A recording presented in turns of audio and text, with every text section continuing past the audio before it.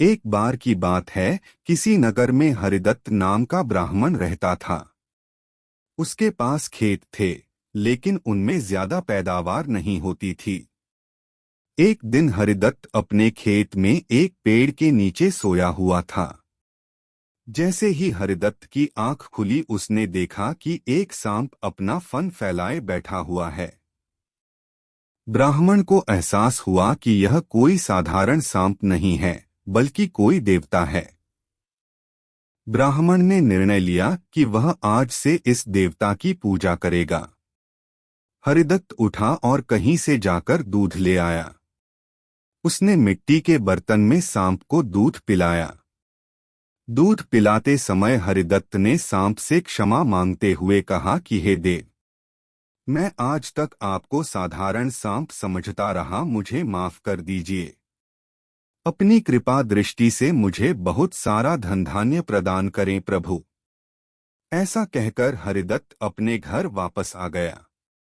अगले दिन जब वह अपने खेत पहुंचा, तो उसने देखा कि जिस बर्तन में उसने कल सांप को दूध पिलाया था, उसमें एक सोने का सिक्का पड़ा हुआ है। हरिदत्त ने वो सिक्का उठा लिया। अब हरिदत्त रोज सांप की पूजा करने लगा और सांप रोज उसे एक सोने का सिक्का देने लगा। कुछ दिन बाद हरिदत्त को दूर किसी देश जाना पड़ा, तो उसने अपने बेटे से कहा कि तुम खेत में जाकर सांप देवता को दूध पिला आना। अपने पिता की आज्ञा से हरिदत्त का बेटा खेत में गया और सांप के बर्तन में दूध रखाया।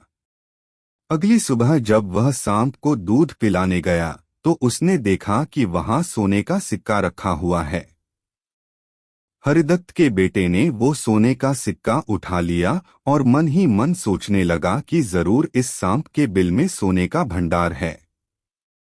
उसने सांप के बिल को खोदने का फैसला किया, लेकिन उसे सांप का बहुत डर था। हरिदत्त के बेटे ने योजना बनाई कि जैसे ही सांप दूध पीने आएगा, तो वह उसके सिर पर लाठी से वार करेगा, जिससे सांप मर जाएगा।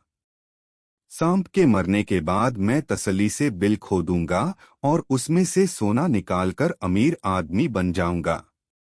लड़के ने अगले दिन ऐसा ही किया, लेकिन जैसे ही उसने सांप के सिर पर लाठी मारी, तो वो मरा नहीं बल्कि गुस्से से भर उठा।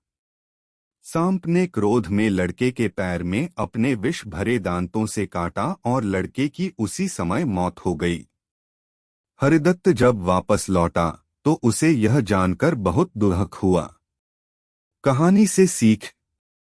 बच्चों, लालच का फल हमेशा बुरा होता है, इसीलिए कहते हैं कि कभी लालच नहीं करना चाहिए। हमारे पास जो भी हमें उसी से संतोष करना चाहिए और हमेशा परिश्रम करते रहना चाहिए।